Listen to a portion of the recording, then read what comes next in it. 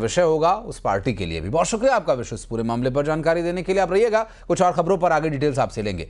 और दो बंगले पर सवाल उठाए जाने पर मंत्री श्याम बिहारी जायसवाल ने पलटवार किया। मंत्री श्याम बिहारी जायसवाल ने कहा कि ये तो जनता की सुविधा के लिए लिया है हमने बंगला, लेकिन जनता की सुविधा के लिए दूसरे बंगले में रह रहे हैं। नए बंगले में शिफ्ट हुआ, लेकिन ज्यादा लोग वहां पहुंच नहीं पा रहे थे। जनता की सुविधा के लिए पुराने बंगले, हम 2 बंगले लेकर क्या करेंगे, किराए पर थोड़ी ही देंगे।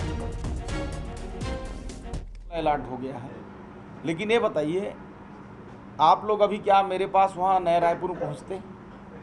ये पूरी जनता यहाँ सैकड़ों की संख्या में दिख रही, क्या वहाँ इतने सुलभ पहुँच पाते? हमको तो यहाँ रहना है तो रहना है। वो बंगला इससे कई गुना ज़्यादा भव्य और बड़ा है, तो हम तो तैयार हैं, लेकिन जनता की सुविधा के लिए यहाँ रह रहे हैं। और हम भी प्रयास, मैं शिफ्ट भी हुआ, लेकिन मैं देखा कि लोग वहाँ उतनी सुविधाएं अभी डेवलप नहीं हो पाई हैं, लोग पहुँच नहीं पाते। लोगों की सुविधा के लिए हम जो है मंत्री लोग अभी यहाँ पे हैं। अगर भूपेश जी को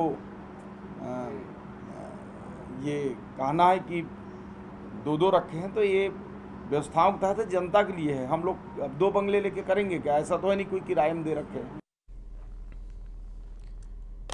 और भूपेश बघेल ने मंत्रियों के 2 बंगले रखे जाने पर सवाल उठाए। भूपेश बघेल ने कहा कि राज्य सरकार साफ करे कि किसी मंत्री को कितने बंगले अलॉट किए जा सकते हैं। उन्होंने कहा कि राजधानी में एक मंत्री को 1 बंगला दिया जाने का नियम है, लेकिन यहां एक मंत्री को 2-3 बंगले अलॉट कर दिए गए हैं। भूपेश बघेल ने कहा कि जिन मंत्रियों को नया रायपुर में बंगला अलॉट हुआ है, उनसे किराया वसूला जाना चाहिए। मंत्री को कितने घर, कितने मकान अलॉट किया जा सकता है, राज्य सरकार को स्पष्ट करना चाहिए।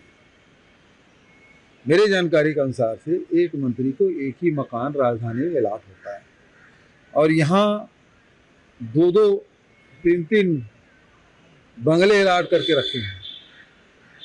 तो यदि नए राजधानी में जिनको बंगला अलॉट हो गया है, उन मंत्रियों से किराया वसूल करना चाहिए और उसकी बिजली बिल वसूल उससे किया जाना चाहिए। वहाँ के रखरखाव के जो भी खर्चे आ रहे हैं, उसका भी वसूली उस मंत्री से किया जाना चाहिए।